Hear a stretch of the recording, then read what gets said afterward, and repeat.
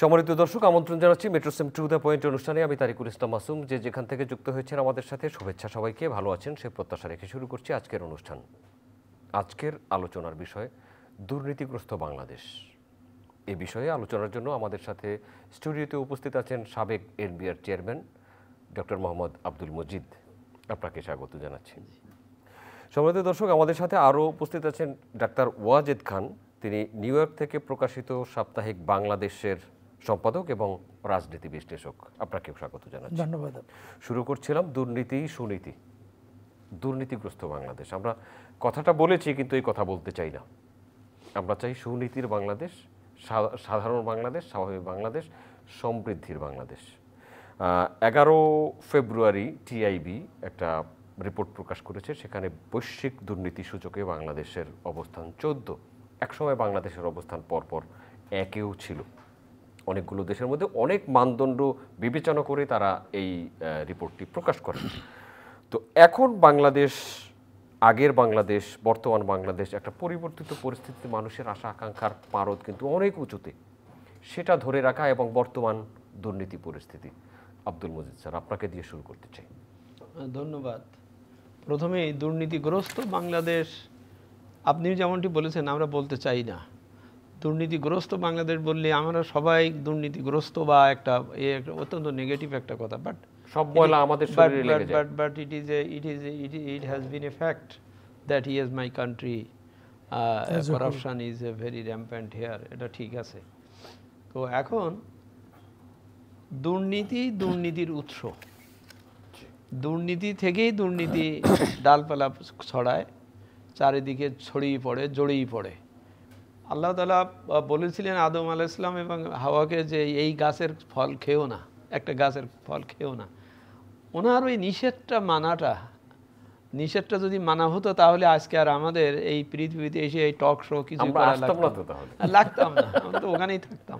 হ্যাঁ, অর্থাৎ নীতি বা কোনো নিষেধ বা কোনো হুকুম বা কোনো বিষয়কে না মানা বা সেইটাকে করে যাওয়া, এবং সেটা যদি শয়তানের প্ররোচনাতেই হয়ে থাকে, সেই থেকেই সে কিন্তু চ্যালেঞ্জ নিয়েছে শয়তান, যে ঠিক আছে, ভেস্ত থেকে আমরা চলে যাচ্ছি, ওরাও মানুষও চলে যাচ্ছে, আমিও চলে যাচ্ছি, কিন্তু আমি কিন্তু প্রতিজ্ঞা করলাম যে আমি ওর পিছনে লেগে থাকবো, সামনে পিছনে ডানে ওর রন্ধ্রে রন্ধ্রে, ওর রগে রক্তে সব জায়গায় আমি থাকবো। আল্লাহ বললেন ঠিক আছে, যে তোমার থেকে বেঁচে থাকতে পারবে বা ভালো থাকতে পারবে, অর্থাৎ আমার হুকুম মানবে বা বোঝা যাবে, সে ভালো থাকবে। যারা মুখলেস বান্দা হবেন তাদের পারবে না। ওখান থেকেই আমি যদি আসি ধীরে স্থিরভাবে, সেই কয়েকশো বছর দুই স্বামী স্ত্রী দুই জায়গায় থাকার পরে শেষে ওই যে ওই মোনাজাতটা করা আর কি, যে সেই আমাদেরকে আপনি মাফ করে দেন, নইলে আমরা ক্ষতিগ্রস্ত হব, যে যে সেরা মোনাজাত যেটা আর কি, সেইটা করে তারপরে এটা থেকে নিষ্কৃতি মিলল। আমি মনে করি দুর্নীতি একবার শুরু হলে বা কোনো জায়গায় শুরু হলে সেটা পরপর সব দিকে ছড়িয়ে পড়ে এবং ছড়িয়ে যায়। আমরা যেমনটি বলে থাকি, মাছের মাথায় পছন্দ ধরলে সারা বডিতে তার পরিব্যাপ্তি ঘটে। সাধারণত দুর্নীতি কিন্তু পরস্পর প্রযুক্ত। একটা বিষয়কে, সে এক সমাজে 10 জন লোক আছে, একজন দুর্নীতি করলে সে একা একা ঠিক থাকে, কিন্তু ওর দুর্নীতি করা দেখে 3 প্রকারভাবে মানুষ ওটার থেকে হয়। একটা হয় ওর দেখে সে প্রলুব্ধ হতে পারে, আর একটা হচ্ছে ওর দুর্নীতির কারণে ওকেও দুর্নীতিগ্রস্ত হতে হয়, কারণ নইলে সে টিকতে পারবে না। হ্যাঁ, এটা অর্থাৎ একটা ফ্যাক্টর আর কি, কজ অ্যান্ড ইফেক্টের এটা ফ্যাক্টর এখানে এসেছে। আর একটা হচ্ছে যে শেষ পর্যন্ত সবাই দুর্নীতিগ্রস্ত হয়ে পড়ে, স্বভাবে হয়ে পড়ে, তখন একজন ভালো থাকতে পারে না, দুজন ভালো থাকতে পারে না, ও সংখ্যা মার্জিনাল হয়ে যায়। অনিয়ম যেখানে নিয়ম সেখানে অনিয়ম হয়ে যায়, শেষ পর্যন্ত তাই হয়ে যায়। এবং পরস্পরের সাধারণত খুব অ্যানালাইসিস করে দেখা গেছে যে একটা সমাজে মানুষের নৈতিক মূল্যবোধের বা এগুলোর কিন্তু স্ট্রং থাকে বা আছে, কিন্তু একবার বা দুবার বা 3 বার বা 4 বার কেউ যদি ওইটার থেকে স্খলিত হয়, তাহলে সে তো ক্ষতিগ্রস্ত হয়, তারপরে অন্যান্যরাও ওর সাথে সংক্রামিত হয়ে যায়। সংক্রমণের বিষয়টাই হচ্ছে দুর্নীতির বিস্তারের একটা বড় ব্যাপার। সংক্রমণ এই অর্থে যে আমি ধরেন একটা ডিপার্টমেন্টের লোকের বললাম, ভাই তুমি ঘুষ খাচ্ছ কেন, তুমি এ করছো কেন? তো সে বলছে ঠিক আছে আমি ভালো থাকতে পারি, কিন্তু আমার ছেলেকে স্কুলে ভর্তি করাতে গেলে তো আমার পয়সা দিতে হচ্ছে, আমার জমি রেজিস্ট্রি করতে গেলে আমার পয়সা দিতে হচ্ছে, আমি আর একটা অফিসে কোনো একটা সেবা পাচ্ছি না, পয়সা দিতে হচ্ছে, তাহলে আমি সবার এইটা কিভাবে মিটাবো? আমি তো পাচ্ছি না, বাধ্য হয়ে আমিও ওই ধরনের একটা পথে যাচ্ছি। অর্থাৎ সোসাইটি তাকে বাধ্য করছে দুর্নীতিগ্রস্ত হতে। ডাক্তার ওয়াজেদ খান, দুর্নীতিতে আমরা 14 নম্বর হয়েছি, জি 14 নম্বরে আমরা থাকতে চাই, আমরা দুর্নীতির কোনো সূচকেই থাকতে চাই না। সেজন্য আমাদের কি করতে হবে? দেখেন, দুর্নীতি কম বেশি বিশ্বের সব দেশেই আছে, সব সমাজেই আছে, সব শ্রেণী পেশার মানুষের মাঝে আছে। দুর্নীতি মানে নীতি থেকে দূরে থাকা, নীতি বিরুদ্ধ কাজ করা। এখন বাংলাদেশে দুর্নীতিটাই নীতিতে পরিণত হয়েছে, অনিয়ম নিয়মে পরিণত হয়েছে, যার কারণে একটু আগে বললেন মজি সাহেব যে আপনার মাথা থেকে পচন ধরে মাছের। এখন আমরা গণতন্ত্রের কথা বলি, সমাজে সাম্যের কথা বলি, বৈষম্যহীনতার কথা বলি, আমরা সামাজিক ন্যায় বিচারের কথা বলি, কিন্তু সেটা আমরা হচ্ছে না কি কারণে? যে আমরা গণতন্ত্র এবং দুর্নীতির গতি দুইটা ভিন্নমুখী। গণতন্ত্র নিচ থেকে উপরের দিকে ধাবিত হয়, দুর্নীতি উপর থেকে নিচের দিকে ধাবিত হয়। যে কারণে আমরা দেখতে পাচ্ছি আমাদের সমাজে যারা এই রাষ্ট্র পরিচালনা করে, এই সমাজ পরিচালনা করে, তাদের মাধ্যমেই দুর্নীতিটা বিস্তৃত হচ্ছে। দুর্নীতি টপ টু বটম, উপর থেকে নিচের দিকে হচ্ছে। এতে জড়িত আমাদের দেশে যারা রাষ্ট্র পরিচালনা করে, রাজনীতিবিদ, ব্যবসায়ী, আমলা, এই যারা মুখ্য ভূমিকা পালন করে, তারা এই দুর্নীতির মধ্যে জড়িয়ে পড়েছে। এখন বাংলাদেশ 14 নম্বর, একদম বটমে যে আছে সেটা সাউথ সুদান, এরপরে সোমালিয়া, এইসব আফ্রিকান যে দরিদ্র দেশগুলো। এখন আপনি চিন্তা করেন যে বাংলাদেশে এই যে ভয়াবহ রিপোর্ট, এটা তো শুধু টিআইবির একটা রিপোর্টে অবস্থানটা বলেছে। বাংলাদেশে 5 আগস্টের পরে অন্তর্বর্তীকালীন সরকার যে শ্বেতপত্র প্রকাশ করেছে, সেখানে দেখা গেছে যে প্রতি বছর বিগত 15-16 বছরে প্রতি বছর $16 বিলিয়ন করে বিদেশে পাচার হয়েছে। তাতে দেখা যায় 15 বছরে $2,40,000 কোটি বাংলাদেশ থেকে বেরিয়ে গেছে। এই যে মানুষের কষ্টার্জিত অর্থ, এই যে মানুষের শ্রমের ফসল, এটা তারা এ দেশ থেকে বের করে নিয়ে গেছে। তারা বিদেশে তাদের অর্থ সম্পদ বিত্তের পাহাড় গড়ে তুলেছে। তারা বাড়ি গাড়ি সম্পদ, তাদের পরিবার বিদেশে অবস্থান করে। এই রাজনীতিবিদরা, যে প্রধানমন্ত্রী ছিলেন, যিনি ফ্যাসিস্ট প্রধানমন্ত্রী শেখ হাসিনা, তার পরিবারের হিসাবে দেখা গেছে তার পরিবারই শুধু 80,000 কোটি টাকা বাংলাদেশ থেকে লুপাট করেছেন তার এই শাসনামলে। একজন মন্ত্রী 350 বাড়ির মালিক আপনার ব্রিটেনে। এই যে টাকার মালিক, তারা দুবাইতে অর্থ পাচার করেছে, মালয়েশিয়াতে করেছে, তারা সৌদি আরবে করেছে, তারা ব্রিটেনে করেছে, কানাডায় করেছে, আমেরিকায় করেছে, অস্ট্রেলিয়ায় করেছে। গোটা দেশটাকে তারা ফোকলা করে ফেলেছে। এই যে দেশের অর্থ, এটা একটা তাদের মধ্যে একটা সামঞ্জস্য। আপনারা দেখবেন যে আমরা দেখি যে যারা ক্ষমতায়, যারা মন্ত্রী, যারা বড় বড় পর্যায়ে আছে, রাজনীতিবিদ, এমপি, এই অর্থগুলো তাদের মাধ্যমেই, ব্যবসায়ীদের মাধ্যমে একটা সিন্ডিকেট তৈরি হয়েছে। যারা ব্যবসায়ী থেকে রাজনীতিবিদ হচ্ছেন একটা ওই সরকারের আমলের পররাষ্ট্র মন্ত্রীও একটা কথা বলেছিলেন, আমলারা এর সাথে মানি লন্ডারিং এর সাথে জড়িত। তা আমলারা কি করে হয় যদি মন্ত্রীরা এর সাথে জড়িত না হয়? আমলাদের তো সেই ক্ষমতা নেই। এখানে মনে করেন পুলিশ, এই যে পুলিশের যে আইজিপি আমরা দেখেছি বিভিন্ন পর্যায়ে, শত সহস্র কোটি টাকার মালিক, বাগান বাড়ি, কি শান শৌকত, এগুলো তো বিদেশের রাজা বাদশাদেরও নেই। তারা এগুলো কিভাবে করেছে? এদের সাথে যুগ সাজসে। এখানে আপনি দেখবেন এক শ্রেণীর রাজনীতিবিদ, তারা ব্যবসায়ী হচ্ছেন রাজনীতির মাধ্যমে, আবার এক শ্রেণীর ব্যবসায়ী তারা রাজনীতিবিদ বনে যাচ্ছেন রাতারাতি। অর্থবিত্তের মাধ্যমে তারা সংসদকে একটা ক্লাবে পরিণত করছেন। তাদের অর্থ সম্পদের ভাগ বাটোয়ারা সেখান থেকে হয়, দেশের বাইরে চলে যায়।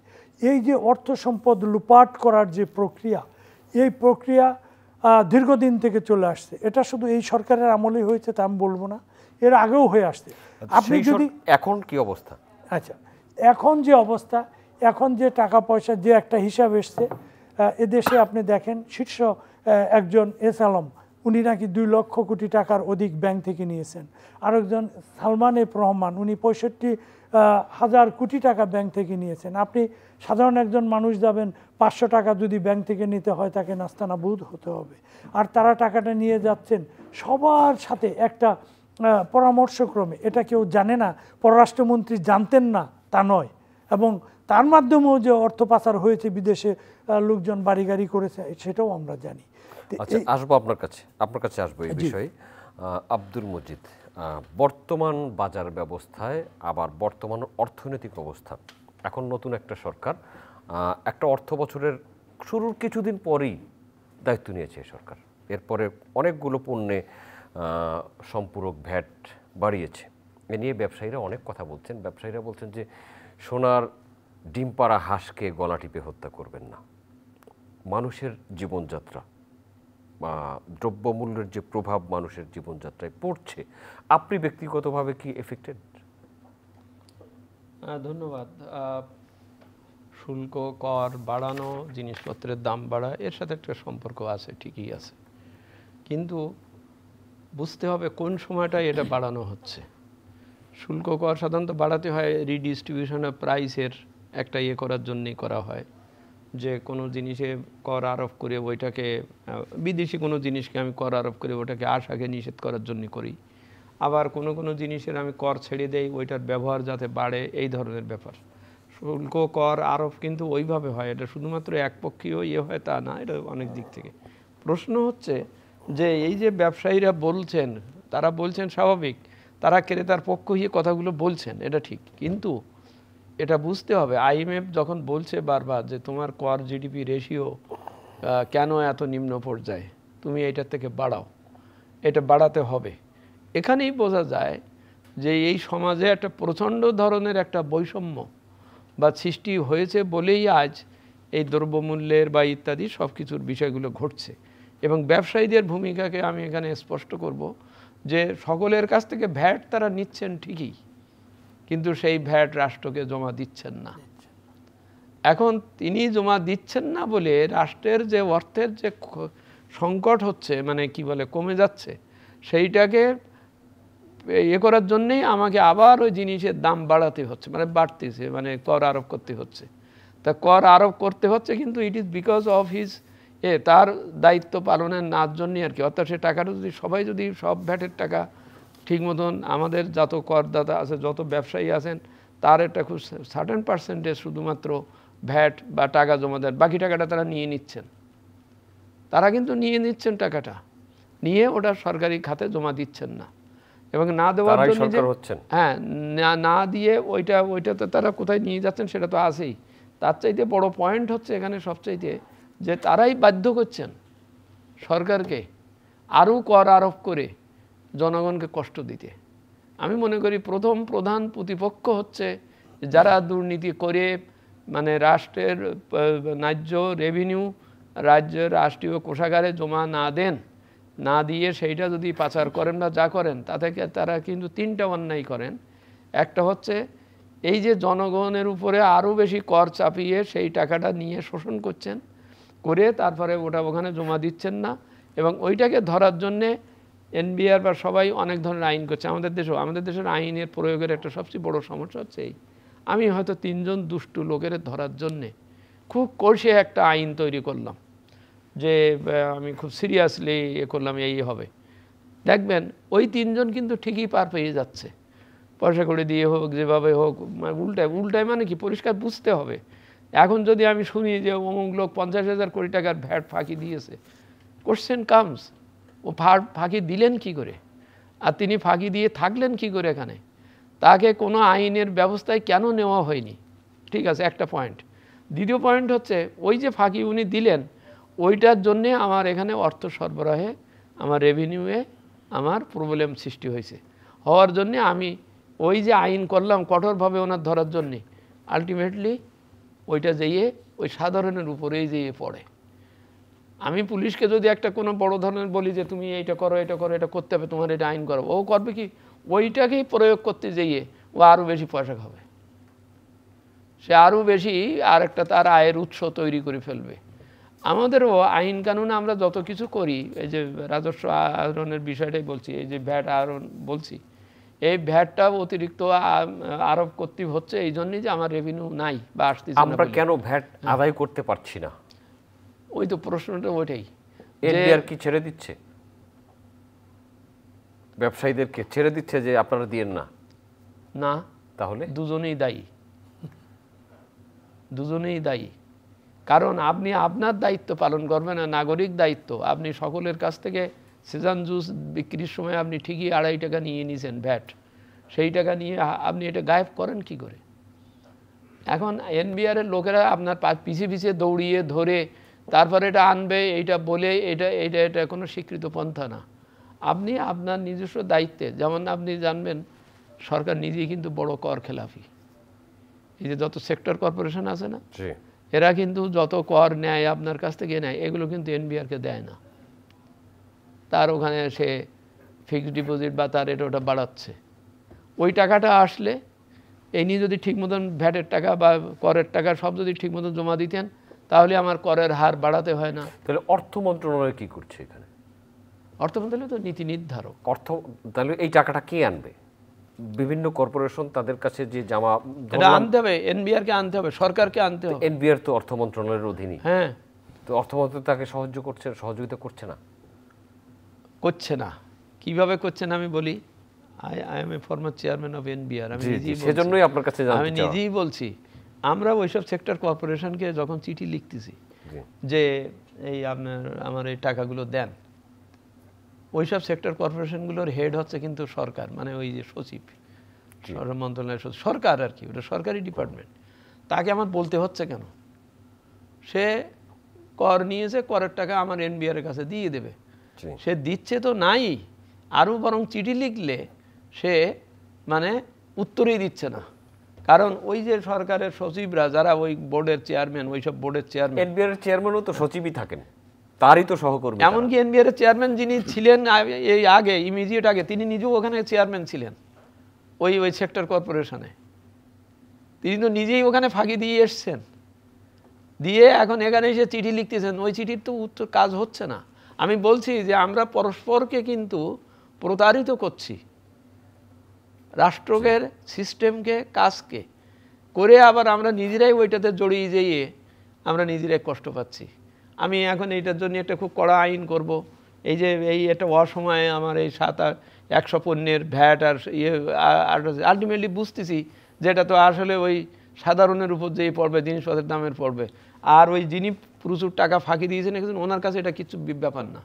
ওনার কাছে সেজন জুস 2.5 টাকা বেশি বাড়ছে, ওনার কাছে এটা কিছু না, কারণ উনি তো অলরেডি টাকা নিয়ে রীতিমতো শক্তিশালী হয়ে আছেন। আমি ওর শক্তি ভাঙবার জন্যে, ও যেহেতু টাকা পয়সা না জমা দিয়ে নিজে শক্তিশালী হয়েছে, সেই জন্যে আমাকে ওইটা মিট আপ করবার জন্যে আমাকে ওই জনগণের উপরেই আবার করছে। অর্থাৎ আলটিমেটলি আমি বলি, ওই যে ভাই যেটা বললেন যে টাকা বিদেশে চলে গেছে, নিয়ে গেছে, এগুলো গেছে, প্রত্যেকটা টাকা কিন্তু এই অতি সাধারণ মানুষের টাকা। স্কুলের ছাত্র ভর্তি করার ওখান থেকে হয়তো নিয়েছে, ওই দরিদ্র শিক্ষকের বদলির ওখান থেকে শিক্ষা বিভাগের অফিসার নিয়েছে, শিক্ষা বিভাগের ওই অফিসার হয়তো তার উপরের অফিসারকে তার বদলির জন্য পয়সা দিচ্ছে। আলটিমেটলি পয়সাটা চলে গেছে টপের কাছে, এবং টপ এই পয়সাটাকে করেছে। এবং টপ যেহেতু কিছু বলে না, সেহেতু ওই যে শিক্ষা মন্ত্রণালয়ের জয়েন্ট সেক্রেটারি কিংবা মাউসির জয়েন্ট সেক্রেটারি যে এই বদলি করে বা তার নিচে যে শিক্ষক পড়ায় সে করে না। কারণ দুর্নীতি করলে মুশকিলটা হচ্ছে কি, যেমন একজন শিক্ষক যদি তার অ্যাপয়েন্টমেন্টের সময় 5 লাখ টাকা খরচ করে, ক্ষতিটা কি? 5 লাখ টাকা তো সে দিল, একটা পয়েন্ট। 2 হচ্ছে ওই 5 লাখ টাকা দেওয়ার জন্য একজন যোগ্য শিক্ষক চাকরি পেল না, কারণ সে ওইটাকে করে গেল আর কি। 3 হচ্ছে সে এমন আদর্শ ভঙ্গ করে যেয়ে ওখানে সে 5 লাখ টাকা সে খরচ করেছে, ও তো প্রথমে যেয়ে তো ওর কাজ হবে ওই 5 লাখ টাকা তোলা, 10 লাখ, হ্যাঁ সে তোলা। তা সে তুলতে যেয়ে সে কী করবে? প্রশ্ন ফাঁস করে দেবে, ওই স্কুলে পড়াবে না, না পড়িয়ে বলবে আমার কাছে টিউশনি পড়ো আলাদা করে, এ করবে এইভাবে করে সে কিন্তু আরও পরিব্যাপ্ত করবে। আচ্ছা, সেই জন্যই আমি আবার একটু শেষ করি, সিন্ডিকেটকে আমরা কিছুদিন আগ পর্যন্ত, কয়েক বছর আগ পর্যন্ত, ভাই ওটাও বলেছেন, শুধুমাত্র যে 15 বছরের দুর্নীতি হয়েছে তা তো না, এটা পরিব্যাপ্ত আস্তে আস্তে দিনে দিনে বেড়েছে। সিন্ডিকেটকে আগে মনে করতাম যে সিন্ডিকেট ঠিক আছে, ও কিছু টাকা পয়সা ইয়ে করেছে, ঠিক আছে। সিন্ডিকেট নিজে এত শক্তিশালী হয়েছে, he is now the king maker. Syndicate এমন হয়েছে যে আপনি এখন কোনো একটা ব্যবস্থা নেবেন, পুরো ব্যবস্থাকেই আপনারা ভণ্ডুল করে দিচ্ছে, চ্যালেঞ্জ করে দিচ্ছে। ধন্যবাদ। চ্যালেঞ্জ করতে গেলেই এখন আমি দিনে দিনে ওইটাকে সহ্য করতে করতে, প্রশ্রয় দিতে দিতে, প্রশ্রয় দেওয়াটাই হচ্ছে রবীন্দ্রনাথের ওই কথাই যে অন্যায় যে করে আর অন্যায় যে সহে দুজনেই যেন সমানভাবে ধরে। ধন্যবাদ আপনাকে ডাক্তার ওয়াজেদ খান। জি, আব্দুল মজিদ সাহেব যেখানে ছিলেন সেখান থেকে বাংলাদেশের মূলত অর্থনীতির রক্ত প্রবাহিত হয়, মানে রক্ত আহরণও হয়, প্রবাহিতও হয়। সেখান থেকে তিনি তার অভিজ্ঞতায় বলেছেন তার সহকর্মীরাই তাকে বা এনবিআরকে টাকা দিচ্ছে না, আবার তাদের সহকর্মীদের মধ্যে থেকেই কেউ একজন এনবিআর এর চেয়ারম্যান হয়ে আসছেন, আবার সেই সহকর্মীদেরকেই চিঠি দিচ্ছেন। আবার ব্যবসায়ীদের কথাও বলছেন, রাজনীতিবিদদের কথা বলেছেন, বটম টু টপের কথা বলেছেন। তাহলে এই খোলনালচে কে পাল্টাবে? আচ্ছা, এখানে বিষয়টা হলো যে আইনের শাসন, আইনের শাসন না থাকায় কাউকে জবাবদিহি করতে হয় না, কাউকে আইনের মুখোমুখি হতে হয় না, যা ইচ্ছা তাই করে চলতে পারে। আমেরিকায় যেমন IRS, internal revenue services, uncle Sam বলে একে, মানে তার একটা জমের মতো ভয় পায় ব্যবসায়ীরা, সাধারণ মানুষ প্রত্যেকেই।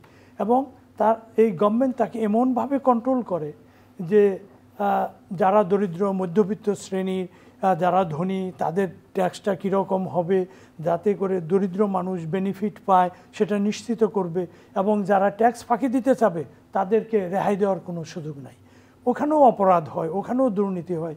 রিসেন্টলি আপনি দেখবেন আমেরিকান সিনেটের, ইউএস সিনেটের যে ফরেন অ্যাফেয়ার্স কমিটির চেয়ারম্যান সিনেটর বব ডোল নিউ জার্সি, তার 11 বছরের সাজা হয়েছে গত সেপ্টেম্বরে, তার এবং তার স্ত্রী। তিনি একজন ইজিপশিয়ান বংশোদ্ভূতের কাছ থেকে টাকা নিয়েছেন, স্বর্ণালঙ্কার, গাড়ি, এগুলো উপঢৌকন হিসেবে নিয়েছিলেন।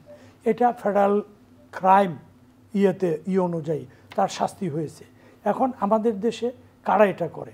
এখানে একটা অশুভ প্রতিযোগিতা চলছে। মানুষ কখন দুর্নীতি করে? মানুষ দুইটা কারণে শেষ করতে হবে। হ্যাঁ, দুইটা বেসিক কারণে করে। একটা হলো ভোগবাদিতা, নিজের জীবন মান উন্নত করার জন্য। আরেকটা দুর্নীতি করে যারা অভাবগ্রস্ত। কিন্তু আমাদের দেশে দেখা যায় অভাবগ্রস্ত না, যারা উচ্চ পর্যায়ে আছে, যারা ভোগ বিলাসিতা করতে চায় তারা দুর্নীতি। এখন সরকার কিভাবে প্রমোট করছে দুর্নীতিকে, আমি একটা উদাহরণ দেব। সেখানে শেষ করতে হবে, সময় শেষের দিকে চলে এসেছে। আমি তাহলে অন্য একটা প্রসঙ্গে বলি, উনি তো এনবিআর দেখেন এই সরকারের আমলেও নীরবে নিভৃতে এসব হচ্ছে। নিউ ইয়র্কে যুক্তরাষ্ট্রে আপনার রেমিটেন্স ফেয়ার করে, মুক্ত ধারা নামে তার বইমেলা করতে, এখন সেটা করে। সে রেমিটেন্সের কোনো কিচ্ছু না, রেমিটেন্স হাউসগুলোর সাথে তার কোনো সম্পর্ক নাই।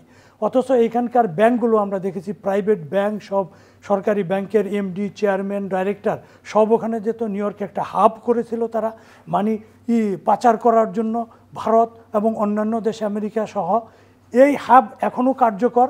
আগামী এপ্রিলের 19-20 তারিখে গভর্নর, বাংলাদেশ ব্যাংকের গভর্নর ওয়াশিংটন যাবেন, এই উপলক্ষে এই আয়োজন করতেছে একই লোক। তারা প্রমোট করেছে আতিউর রহমান সাহেবকে, মশিউর রহমান সাহেবকে, যাদেরকে নিয়ে ওখানে ভাগবাটোয়ারা করেছেন, ওই সব লোকজনকেই আবার নেওয়ার প্রস্তুতি করছেন। এখানে দেখার কেউ নাই। এই সরকারের ভেতরেও পুঙ্খানুপুঙ্খানুভাবে দেখার এগুলো নাই। আমারও অনুরোধ থাকলো, সরকার যদি এসব বন্ধ না করে তাহলে দেশ আরও মারাত্মক বিপর্যয়ের মুখোমুখি হবে। ডক্টর ওয়াজেদ খান, আপনাকে ধন্যবাদ। মোহাম্মদ আব্দুল মজিদ, আপনাকে অসংখ্য ধন্যবাদ। সম্মানিত দর্শক, এতক্ষণ আমাদের সাথে থাকার জন্য অনেক কৃতজ্ঞতা। আইনের শাসনের কথা বলেছেন আলোচকরা। আইনের শাসন যদি সঠিকভাবে কার্যকর হয় তাহলে দুর্নীতিমুক্ত বাংলাদেশ হতে পারে, মানুষের জীবনের নিরাপত্তা আসতে পারে, মানুষের জন্য জীবনযাত্রা সহজ হতে পারে, দ্রব্যমূল্য নিয়ন্ত্রণ হতে পারে। আমরা সেই প্রত্যাশার দিকে চেয়ে থাকলাম। আগামী অনুষ্ঠান দেখার আমন্ত্রণ রইল। দেখা হতে পারে সেই অনুষ্ঠানে। ভালো থাকবেন সবাই। আপনাদের সবার জন্য অনেক অনেক শুভকামনা।